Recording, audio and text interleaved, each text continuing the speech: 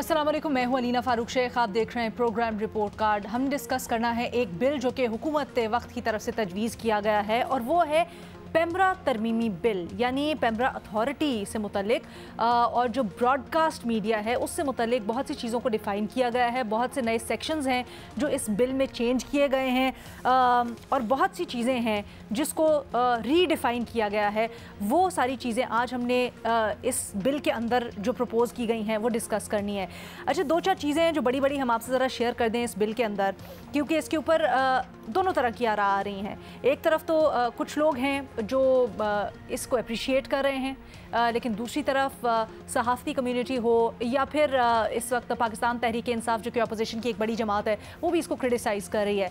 But आए इसको ज़रा हम क्रिटिकली एनालाइज़ करते हैं, अपने इंडिपेंडेंट जो एनालिस्ट बैठे हैं, जर्नलिस्ट बैठे हैं, उनके सामने रखते हैं। तो इस बिल में सबसे बड़ी तरमीम ये की गई है कि मिस इन्फॉर्मेशन और डिसइन्फॉर्मेशन को डिफ़ाइन किया गया है, उसकी तशरीह की गई है। अब इस बिल के मुताबिक अंग्रेज़ी में हमने आपके लिए तर्जुमा किया है। डिसइन्फॉर्मेशन ये होती है झूठी, गुमराहकुन, तोड़ मड़ोड़ कर बनाई गई या घड़ी गई इत्तला जो किसी फ़र्द की साख को नुकसान पहुँचाने की नीयत से शेयर की जाए, ज़ाती, सियासी, माली मफाद की गर्ज से किसी को बदनाम करने के लिए शेयर की जाए, दूसरे फरीक का नुक्ता नज़र लिए बगैर या बराबर वक्त और जगह दिए बगैर नशर की जाए, ये डिसइन्फॉर्मेशन। इसी तरह मिस इन्फॉर्मेशन को डिफ़ाइन किया गया है और लिखा गया है कि वो ख़बर जो जांच के बाद झूठ साबित हो या गलती से नशर हो जाए। इसके साथ साथ मज़ीद भी तरमीम की गई हैं जिसमें एक जो अथॉरिटी है उसमें, यानी पेमरा की जो अथॉरिटी है, पेमरा में एक नए मेंबर का इजाफा भी किया गया है। साथ ही साथ सेक्शन 20A मुतारिफ़ करवाया गया है जिसमें जो इदारे हैं उनके मुलाजमीन को तनख्वाहें 2 माह के अंदर अंदर देने का पाबंद किया गया है। इसको भी हम डिस्कस करेंगे। सेक्शन 20B मुतारिफ़ करवाया गया है जो कहता है कि अगर पेमरा और काउंसिल ऑफ कंप्लेंट्स की खिलाफ वर्जी होगी तो गवर्नमेंट एड्स रोक दिए जाएंगे। इसी तरह से काउंसिल ऑफ कंप्लेंट्स को भी इन्होंने थोड़ा सा डिफ़ाइन किया है और उसका जो रोल है उसको बढ़ाया है और उसकी भी मज़ीद वजाहत की है। मज़ीद भी कुछ सेक्शंस हैं जिनको आगे जाके डिस्कस करते हैं। इसके ऊपर अब से कुछ देर पहले मरियम औरंगज़ेब साहिबा वज़ीर इत्तलात हैं वफाकी, उन्होंने रद्द अमल दिया है और वो ये कहती हैं कि इस तरमीम का मकसद ख़बरों की साख बढ़ाना और गलत इत्तलात को ख़त्म करना है। कहती हैं कि पहली मरतबा सहाफ़ियों को शिकायत काउंसिल में अपनी शिकायत दर्ज करने का इख्तियार दिया गया है और इसी तरह से उनके मुताबिक मुलाजमीन को ये जो तनख्वाहों का मसला था इसके भी हल की तरफ एक अहसन कदम होगा।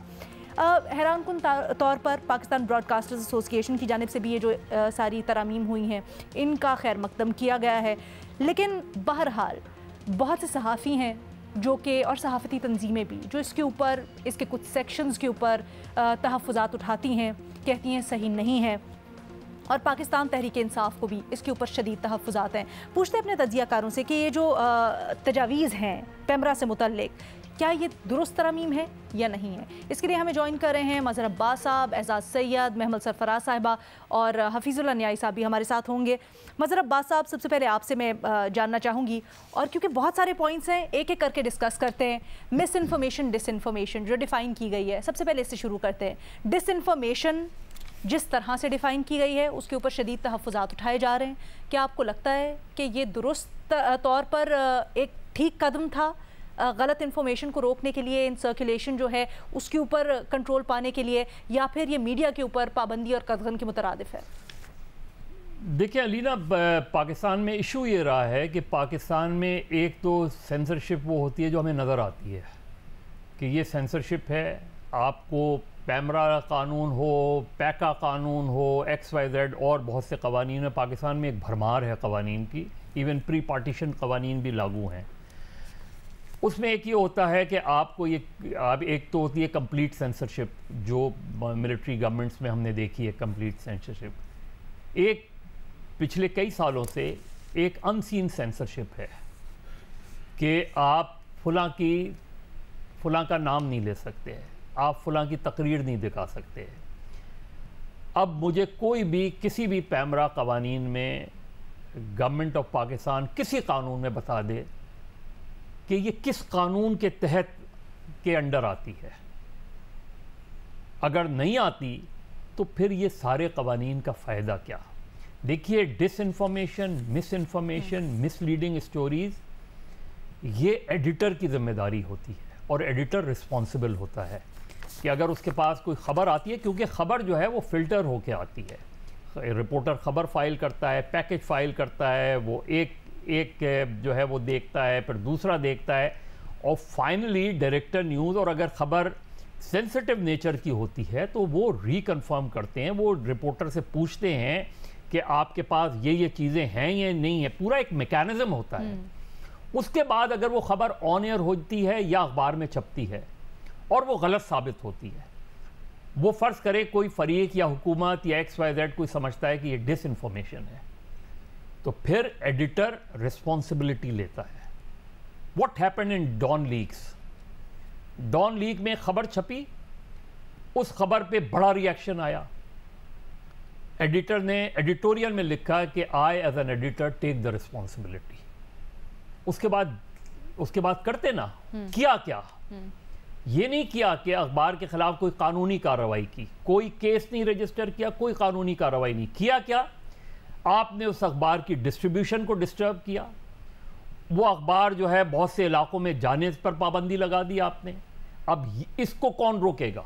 इसी तरह चैनल का ले लें, किसी चैनल को ऑफ एयर करना होता है, क्या किसी पैमरा कानून के तहत ऑफ एयर किए जाते हैं? मैं आपको मिसालें दे सकता हूं कि खटाखट पैमरा के चेयरमैन को 3 नवंबर 2007 को पता ही नहीं था कि इमरजेंसी लग के तहत जो है चैनल्स ऑफ एयर कर दिए गए। काउंसिल ऑफ कंप्लेंट्स के लोगों से पूछा मैंने, उन्होंने कहा हमें तो बाद में बताया जाता है। तो ये जो तरीक़ेकार है कि डिसइंफॉर्मेशन, एडिटर को मजबूत बनाने की ज़रूरत है, डायरेक्टर न्यूज़ को ऑटोनमस एडिटोरियल इंडिपेंडेंस देने की ज़रूरत है। फिर पाकिस्तान में क्या पैमरा के अंडर प्रीव्यू में पाकिस्तान टेलीविज़न तो नहीं आता, रेडियो पाकिस्तान भी नहीं आता, तो क्या उस पे जो प्रोपेगेंडा होता है, जो डिसइंफॉर्मेशन होती है, जो मिस इन्फॉर्मेशन होती है, जो फेक न्यूज़ चलती है, वो किस प्रीव्यू में आएगी? Who will be accountable for that? Sir आप बिल्कुल दुरुस्त कह रहे हैं, और ये बड़ी बुनियादी बातें जो बिल्कुल सही बात है। अनसेंसर्ड अनकॉल्ड फॉर या अनसीन सेंसरशिप की तो हम बात करते हैं, लेकिन ये इसको कानूनी शक्ल दे देना और फिर इसको एक इस तरह की शक्ल में लिख देना कि आप जाकर किसी भी तरह से उसकी आड़ में कर सकते हैं, क्या आपको लगता है ये उसकी शक्ल है और उसकी एक और हैयत है, या फिर यहाँ पर डिसइंफॉर्मेशन को डिफाइन किया गया जैसे हम देखते हैं दूसरे मुल्कों में ना, हम ऑफकॉम को देखते हैं, उसमें भी डिसइंफॉर्मेशन को डिफाइन किया गया। बताता हूं, मुझे ये बताएं, पाकिस्तान के कानून के तहत अगर मैं कहीं नौकरी करता हूं तो मुझे हर महीने सैलरी मिलनी चाहिए है? यहां आप 2 महीने का मार्जिन दे रहे हैं, किस कानून के तहत? यानी आप ये इजाजत दे रहे हैं कि आप महीने में चाहे सैलरी ना दें, आप 2 महीने में सैलरी दे दें। चलें, आपने बहुत अच्छी बात की, एक सेफगार्ड दे दिया कि मैं पैमरा को अप्रोच कर सकता हूं। वो चीज़ें जो मुल्क के कवानीन ऑलरेडी आपको इजाज़त देते हैं, उन कवानीन को इम्प्लीमेंट कराएं, इन्फोर्स कराएं। देखिए, ये जो मिनिस्ट्री ऑफ इंफॉर्मेशन है, ये साल से आप मीडिया वर्कर्स का एक वर्किंग स्ट्रक्चर बनाए ना, और इनको डॉक्यूमेंट दी।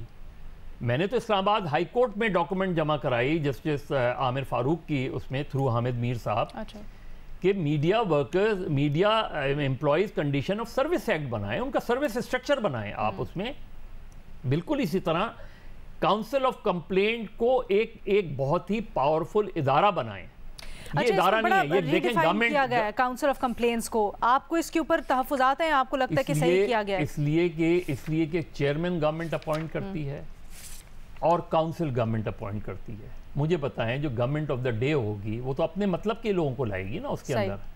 अच्छा, जो PFUJ और उसके नुमाइंदे उन्होंने रखे हैं, उनको भी ऑनररी रखा है, सही, यानी उन्हें वोटिंग राइट नहीं है।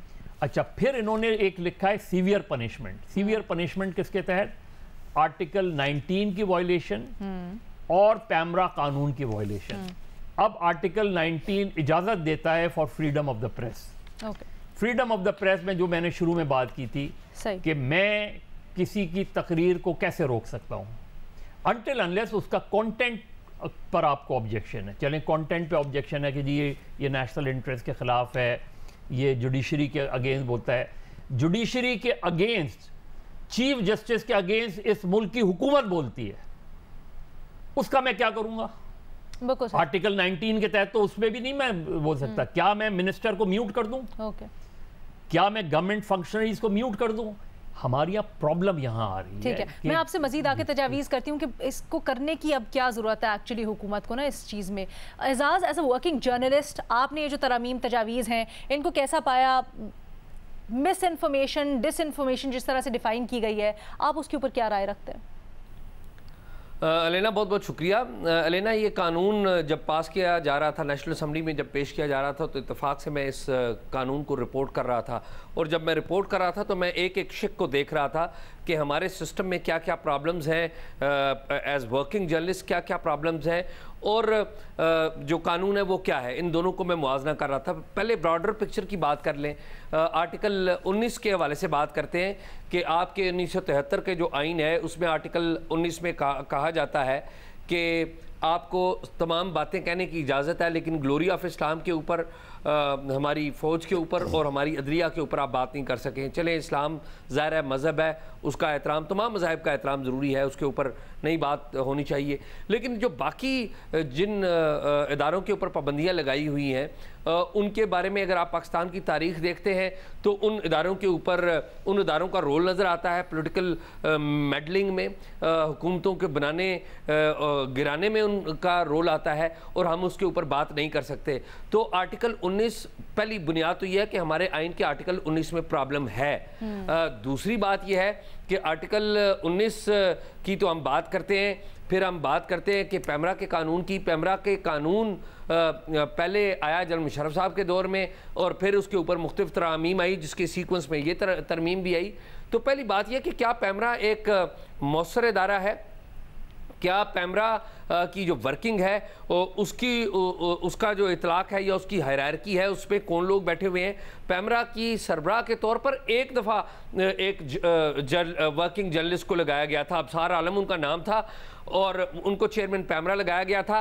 और मैं सॉरी टू से हमारे बहुत सारे सहाफ़ियों ने एक वर्किंग जर्नलिस्ट का जीना हराम कर दिया, अबसार आलम का, कि ये पैमरा की सीट के ऊपर क्यों आया, और हमारे अंदर से आवाज़ें उठने लग पड़ी। और वो चेयरमैन आया था पैमरा का जिसने मीडिया के हवाले से या हमारे जो टेलीविज़न चैनल्स हैं या हमारे एंकर्स जो हैं इनकी जवाबदेही लेने का काम शुरू किया था, और दुरुस्त किया था कि जब वो गलत खबरें या गलत प्रोपेगेंडा कोई टीवी चैनल चलाता था या कोई मीडिया का बंदा लगाता था कोई इस तरह की खबर, तो वो नोटिस जारी करते थे, उसकी हियरिंग होती थी और हम लोगों को जवाबदेह होना पड़ रहा था। उस वक्त हम जो है उस चेयरमैन पैमरा के खिलाफ हो गए, और फिर बाद में उस चेयरमैन पैमरा के साथ क्या हुआ वो मैंने और आपने देखा।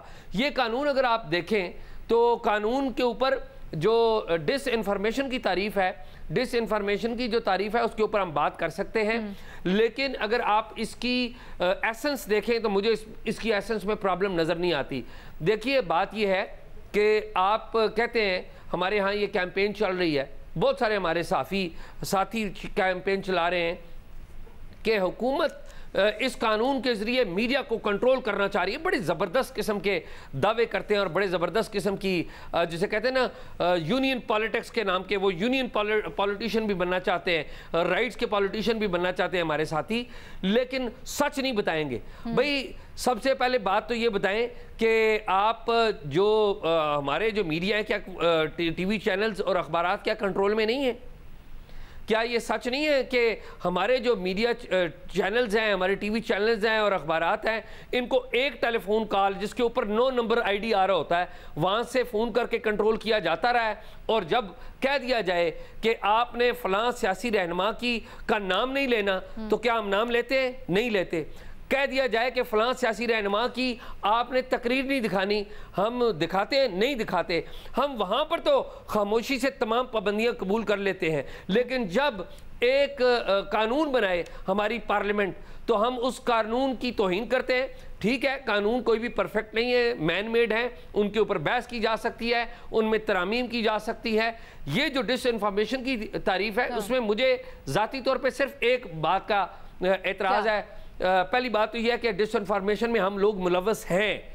क्या ये सच नहीं है कि जब 2011 में एक ख़ास पॉलिटिकल पार्टी को आपने प्रोजेक्ट करना था, हमारे बाज़ रियासती इदारों ने उसको प्रोजेक्ट करना था, महकमों ने उसको प्रोजेक्ट करना था, तो तमाम टीवी चैनल्स को कह दिया गया था कि एक फ़लाँ लीडर जो है उसकी जब तकरीर दिखाई जाएगी तो तमाम के तमाम लाइव दिखाएंगे उसकी तकरीर को।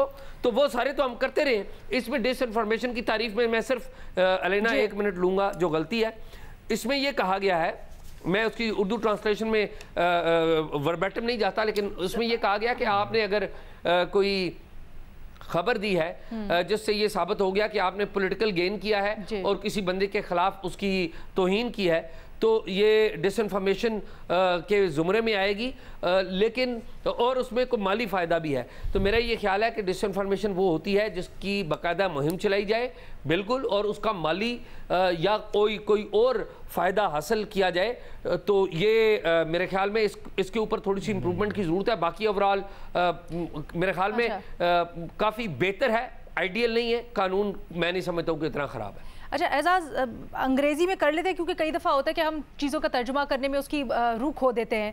तो एग्जैक्टली ये जुमला इस तरह से है कि any news which is verifiably false, misleading, manipulated, created और fabricated information which is disseminated और shared with the intention to cause harm to the reputation of or to harass any person for political, personal, financial interest or gains without making an effort to get other person's point of view। कौन इसका जिम्मेदार किसको करार दिया जाएगा? Reporter को, director news को, किसको जिम्मेदार करार दिया जाएगा? वो तो अथॉरिटी बाद में करेगी। मीडिया के इदारे, उसपे तो मीडिया के इदारे पे सजा है ना, उस पे तो मजहर भाई उस पे तो आप जुर्माना बढ़ा दिया ना आपने। पहली बात तो ये है कि हकीकत ये है, हमें बात करनी चाहिए दुरुस्त। बात ये है कि इस वक्त अमली तौर पे 95% मीडिया के जो इदारे हैं उनमें एडिटर का जो इंस्टीट्यूशन है वो ख़त्म हो चुका है, डायरेक्टर न्यूज़ का इंस्टीट्यूशन ख़त्म हो चुका है। आपके इस वक्त 52 के करीब टीवी चैनल्स हैं, उन 52 के करीब टीवी चैनल्स में देख लेना कि मीडिया से रिलेटेड मीडिया बैकग्राउंड रखने वाले टीवी चैनल 3-4 के अलावा और कौन है? यहाँ पर तो प्रॉपर्टी टाइकून्स आ चुके हुए हैं, फैक्ट्री मालिकान आ चुके हुए हैं। वही बात कह रहे हो, मैं वही तो कह रहा हूँ कि हम एडिटर के इंस्टीट्यूशन को मजबूत करने के बजाय, उसको स्ट्रॉन्ग करने के बजाय हम ये सारी चीजें जो है वो पैमरा के हवाले कर रहे हैं। वाई पैमरा है?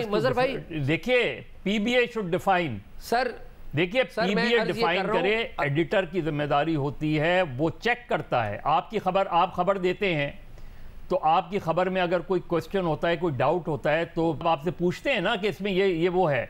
इसलिए कि क्यों पूछते हैं?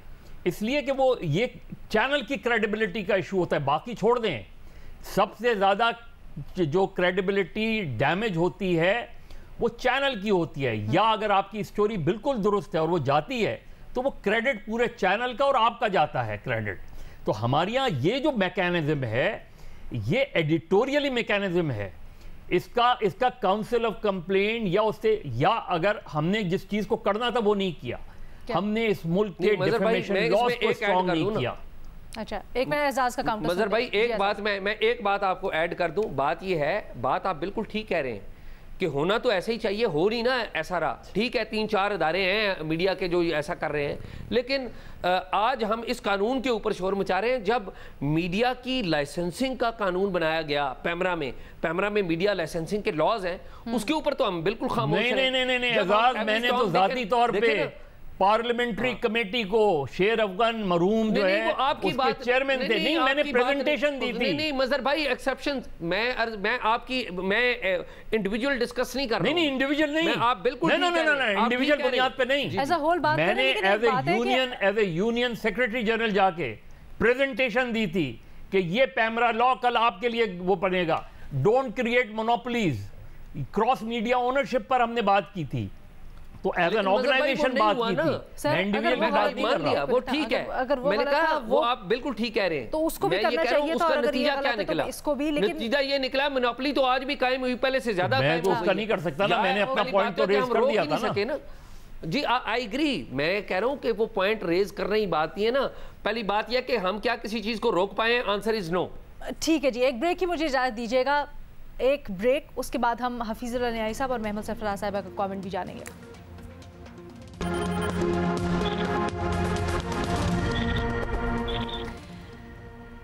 पेमरा से मुतल्लिक जो तरमीम कर रही है हुकूमत, क्या वो दुरुस्त है या नहीं, इसके ऊपर हमारी डिबेट जारी है। फिजुल्लाह न्याई साहब, क्या राय है आपकी? देखिए जी, इस बारे में मेरा ख्याल में मैं तो खुद मदर साहब से हमेशा रहनुमाई लेता हूँ और उन्होंने बड़ी तफसील से इसके बातचीत की है और मुख्तलिफ एंगल्स लिए। मुझे तो सिर्फ एक ही पता है कि पाकिस्तान के अंदर मदर साहब से कल भी मेरी बात हो रही थी इसी बात पे। मैंने तो ऐसे अपने लिए फ़ोन किया था उनसे ये चीज़ डिस्कस करने के लिए कि ये आप पाकिस्तान के अंदर डिफेमेशन लॉज जो हैं ये 2022 में इसके अंदर तरमीम भी की गई, लेकिन कोई फ़र्क नहीं पड़ा। और वो इतने हैं कि आप कोई आज तक डिफेमेशन का केस पाकिस्तान में इतने अरसा हुआ मैंने किसी एक कोई मुकम्मल होता नहीं देखा।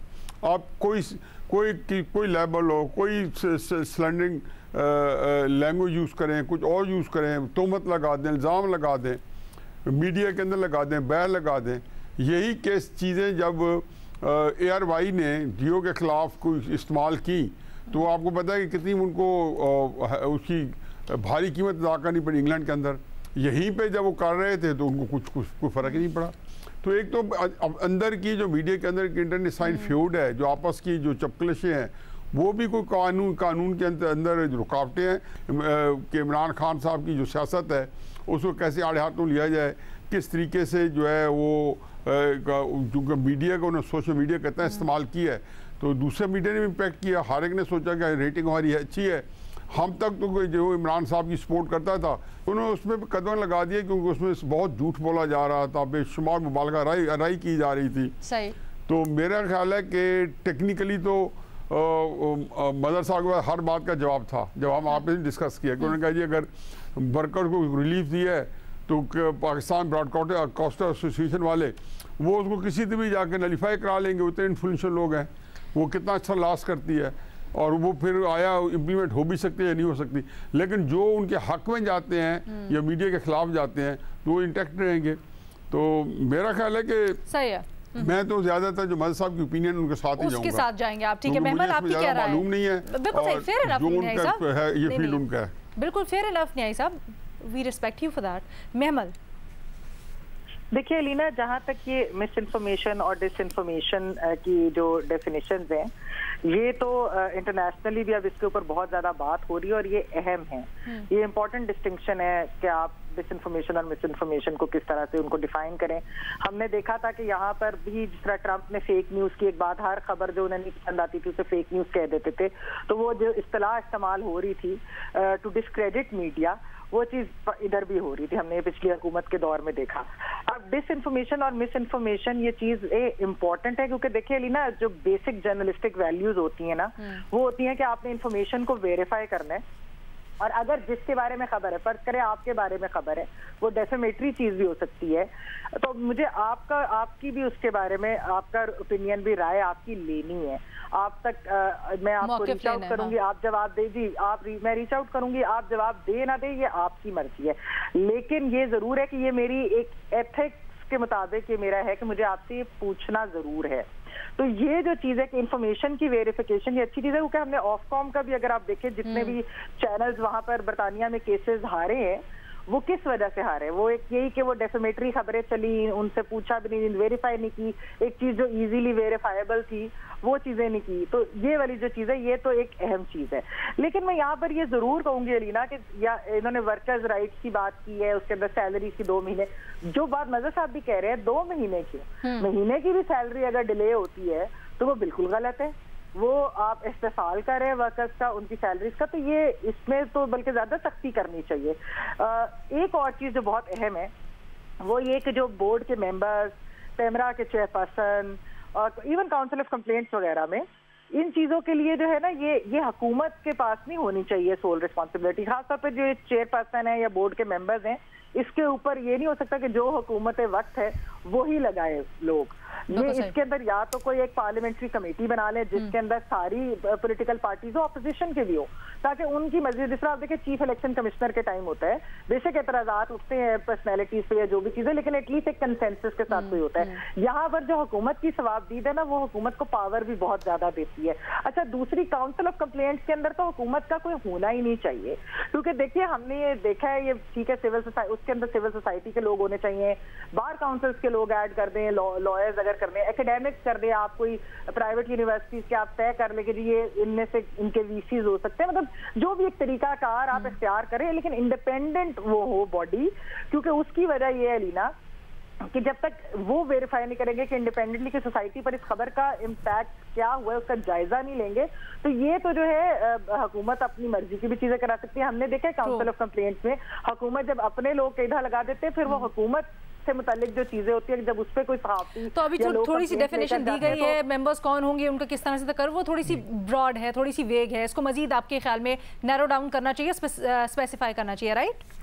अंदर हुकूमत का रोल है, हुकूमत का रोल होना ही नहीं चाहिए ना इस चीज के अंदर काउंसिल ऑफ कंप्लेंट, क्योंकि ये तो एक इंडिपेंडेंट पूरी की पूरी बॉडी होनी चाहिए।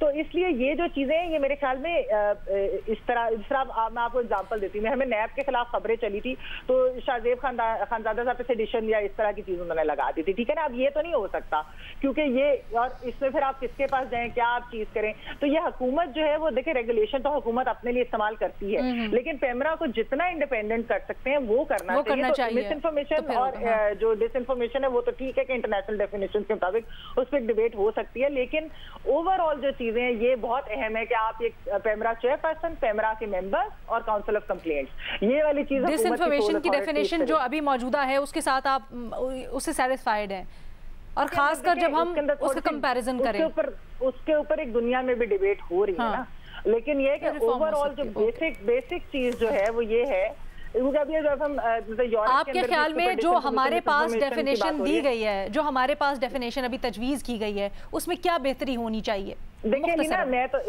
सिर्फ मैं एक चीज और इसके अंदर, सॉरी मैं थोड़ी सी वो दूसरी चीज ऐड करना चाह रही थी, पेमरा के चेयरपर्सन, और उस पर मैं थोड़ा सा जरा ज्यादा बात करना चाहती थी। पाकिस्तान जैसे मुल्क में जब हुकूमत वक्त किसी को लगाती है तो फिर आपको पता है कि उसमें फिर से वो सहाफत की अलमबरदारी उस तरीके से नहीं हो सकती, ठीक है ना। फिर हुकूमत को जो चीजें खुद सूट करती हैं वो चीज उनको करनी होती है। और डिस इन्फॉर्मेशन मेरे लिए तो ये चीज बहुत अहम है कि डिस इन्फॉर्मेशन, आपको याद है EU डिस इन्फो लैब ने किस तरीके से बेनकाब किया था जो भारत कर रहा था पाकिस्तान के हवाले से, जिस तरह की डिस इन्फॉर्मेशन, वो क्योंकि एक जानबूझकर किस किस्म का एक मंसूबाबंदी के तहत एक एजेंडा चलाया जाता है। तो अगर इस तरह की कोई चीजें होती हैं तो ये तो नहीं होनी चाहिए, तो हमारी सहाफती इक़्तिदार के भी खिलाफ है। तो उसके अंदर जो है सहाफती बॉडीज, ये मैं जरूर कहूंगी कि सारे स्टेक होल्डर्स इसके अंदर जरूर शामिल होने चाहिए। इसके अंदर जो टीवी चैनल्स की, यानी कि इवन मैं तो कहूंगी सहाफी भी इसके अंदर खुद भी बैठे होने चाहिए। अच्छा, मरियम औरंगजेब के मुताबिक जॉइंट एक्शन कमेटी एक बैठी जिसके अंदर पूरी की पूरी, अभी मजहर अब्बास साहब से मेरी ऑफ द रिकॉर्ड बात हो रही थी, वो कहते हैं उसमें सिर्फ PBA, चैनल ओनर्स वगैरह स्टेक होल्डर्स थे, तमाम तर जो स्टेक होल्डर्स हैं जिसमें सहाफ़ी भी मौजूद हैं, उनकी रजामंदी शायद इसमें शामिल नहीं थी और उनको नहीं। PFUJ को खैर रिजर्वेशन है। मैं देखिए, एक हमारे यहाँ एक अखबार ने इंटरनल ओम्बुड्समैन का तरीका निकाला था और फ़खरुद्दीन जी इब्राहिम को उन्होंने अपॉइंट किया था। एज चैनल्स के अपने अगर इंटरनल ओम्बुड्समैन हों जो इंडिपेंडेंट हो, जो आपके उसमें बिल्कुल देखने वालों के लिए आसानी कर देते ना, वो ज़्यादा बेहतर मैकेनिज्म होगा इसमें, क्योंकि पेमरा बाय एंड लार्ज 2002 से एक पोस्टमैन का काम करता है।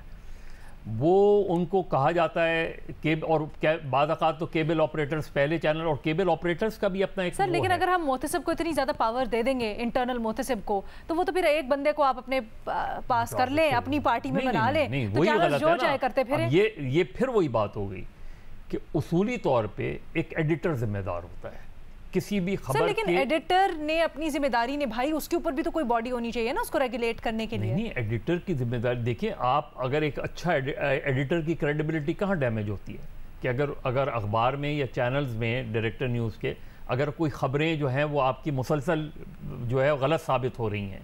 अलेना, एक लाइन बात ये है कि जो पेमरा का इंस्टीट्यूशन है इसको ठीक करने की ज़रूरत है, और जिस तरह लीडर ऑफ द अपोजिशन और हुकूमत मिल के निगरान वज़ीर आज़म तैनात करते हैं, उसी तरह पेमरा का चेयरमैन किसी कमेटी के ज़रिए, किसी तरीक़ाकार के ज़रिए तय होना चाहिए, और प्रेफरेबली ऐसे शख्स को तैनात नहीं होना चाहिए जो सारी ज़िंदगी हुकूमत का मुलाजिम रहा हो, कोई फार्मर वेटरन जर्नलिस्ट हो, जिसके ऊपर तमाम लोगों को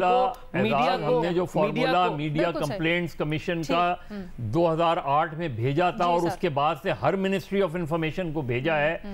वो देख लें मीडिया कंप्लेंट कमीशन जो सुप्रीम कोर्ट ने जावेद जब्बार साहब आपके मुताबिक प्रैक्टिकली होता और नहीं है, नासिर असलम जाहिद साहब की जो रिपोर्ट है उसको देख लें, लेकिन सर हम वो सारा मैकेनिज्म बना के उन्होंने उन्होंने दिया। दरामद नहीं होता। ठीक है, तो फिर एक छोटी सी ब्रेक लेते हैं और दूसरे इशू के साथ वापस आएंगे। ब्रेक के बाद खुशामदीद। हम लोगों ने एक बड़ा अहम इशू डिस्कस करना है और वह ये है कि आज दफ्तर ख़ारजा की तरफ से एक स्टेटमेंट आई, ऐलान किया गया और उसमें कहा गया कि पाकिस्तान रूस और यूक्रेन के दरमियान बातचीत को फ़रोग़ देने की पेशकश कर रहा है। अब इसकी डिटेल्स कुछ यूँ कि ये कहा गया दफ्तर ख़ारजा की जानिब से कि मुज़ाकरात को फ़रोग़ देने के लिए पाकिस्तान अपना किरदार अदा करने के लिए तैयार है ताकि दोनों ममालिक के दरमियान जारी तनाज़े को ख़त्म किया जा सके। यहाँ पर सवाल ये बनता है कि क्या पाकिस्तान को इस सालिसी की पेशकश करनी चाहिए इतने टेंस माहौल के अंदर? एजाज, क्या राय है आपकी? मैं अलेना एक्सपेक्ट कर रहा था कि आप मेरे पास एंड में आएंगी, लेकिन चलें बात आपने कर दी। बात यह कि इस वक्त पूरी दुनिया जो यूक्रेन जंग है उससे मुतासर हो रही है और इसमें भी कोई डाउट नहीं है कि जब यूक्रेन की जंग का आगाज़ हुआ तो पूरी दुनिया में पाकिस्तान शायद उन दो मुल्कों में एक मुल्क था जो कि रशिया के साथ राब्ते में था और पाकिस्तान वाहिद मुल्क था जब पाकिस्तान के उस वक्त के जो प्राइम मिनिस्टर थे वो रशिया का दौरा कर रहे थे। इसके ऊपर पाकिस्तान ने एट दैट टाइम वजारत ख़ारजा में गौर किया गया था और जितने भी पॉलिसी मेकिंग में स्टेक होल्डर्स हैं उनसे मुशावरत की गई थी और पाकिस्तान के जो प्राइम मिनिस्टर थे वो गए थे रशिया में। अब सूरत हाल ये है कि पाकिस्तान के उसके बाद भी रशिया के साथ ताल्लुकात हैं इन मैनी टर्म्स के। हम रशिया से आपको पता है तेल की और गंदम की खरीदारी भी कर रहे हैं और जो यूक्रेन है उसके साथ भी इन मैनी वेज खड़े हैं। यूक्रेन के जो वज़ीर ख़ारजा हैं वो हाल ही पाकिस्तान में भी आए हैं। तो मेरा ये ख्याल है कि पाकिस्तान के जो माशी हालात हैं या पाकिस्तान की जो सफारती हालात हैं उनके ऊपर बहुत सवालिया निशान हो सकते हैं, लेकिन पाकिस्तान की तरफ से इस मसले की सालसी कराने की पेशकश मेरा नहीं ख्याल कि कोई बुरी बात है, एक अच्छा इनिशिएटिव है। इससे एक तो जो इस मसले के हल में अगर स्टेक होल्डर्स इस सारे तनाज़े के पाकिस्तान पर एतमाद करें तो वो आगे बढ़ सकता है ये मामला। और ये पहली दफ़ा नहीं हुआ। आपको एक बात बता दूं, माजी में जिस वक्त सर जंग का मामला था पाकिस्तान ने जो अमेरिका और चीन के दरमियान पहला राब्ता भी पाकिस्तान ने करवाया था। तो पाकिस्तान की हैसियत कमज़ोर मुल्क की हैसियत ज़रूर हो सकती है, कमज़ोर मईशत हो सकती है, लेकिन ऐसा नहीं कि पाकिस्तान कोई रोल अदा नहीं कर सकता। अच्छा, न्याय साहब? मेरा नहीं ख्याल पाकिस्तान रोल अदा कर सकता है, क्योंकि देखिए उसके लिए होता ही है कि रोल तब होता है जब किसी मुल्क के साथ स्टेक्स फंसे हुए हों और उनकी कोई ख़ास लिहाज से अहमियत हो। जियोपॉलिटिकल ख्वाहिश रखना बुरी बात नहीं है, ऑफ़र करना भी एक अच्छा जेस्चर है, लेकिन प्रैक्टिकली पाकिस्तान करीब ही नहीं भटक सकता। देखो इसमें सबसे ज़्यादा रोल जो अदा किया है वो किया है प्रेसिडेंट अर्दोगान ने। और प्रेसिडेंट अर्दोगान ने क्या किया कि वो तो बाकायदा इस सिलसिले में उसने विजिट्स भी किए हैं यूक्रेन, रशिया भी, यूक्रेन का प्रेसिडेंट आया हुआ था, वहाँ पे बहुत उसको रिसेप्शन दी गई। और अर्दोगान तो दोनों मुल्कों से बहुत फ़ायदा भी इसी बात से उठा रहा है और दोनों मुल्क उस पर एक ट्रस्ट भी करके फिर रहे हैं। और फिर वहाँ बहुत सारी चीज़ें हैं जहाँ से उनको जो टर्की है उनके लिए एक स्ट्रेटेजिक पोजीशन ऐसी है दोनों मुल्कों के लिए टर्की की, उनकी बात सुनी भी जाती है। और फिर दूसरी बात यह है कि एक $1 ट्रिलियन इकॉनमी, अपने तौर पे बहुत बड़ा मुल्क, एक हर लिहाज से बहुत ही मजबूत नेटो कंट्री, तो वो कई फैक्टर्स हैं जिसकी वजह से टर्की जो है वो उसका रोल बना हुआ है, वो बना रहे हैं। बाकी कई मुल्क ऑफर कर रहे होंगे या ख्वाहिश कर रहे होंगे, तो सबकी ख्वाहिश यही है और ठीक है और होनी भी ये चाहिए। लेकिन पाकिस्तान का इसमें अमली तौर पर कोई खास आपको किरदार नहीं वेस्ट इंटरेस्ट है। किसी जंग के तनाजुर में उन्होंने जर्मनी की पाइप उड़ा दी अमेरिका ने, तो ये बड़ी एक गुंजलक और पेचीदा सिचुएशन है। मज़हर अब्बास साहब, आपकी क्या राय है? पाकिस्तान अगर ये कोशिश या इतना बड़ा बयान दिया तो कुछ सोच समझ के दिया होगा?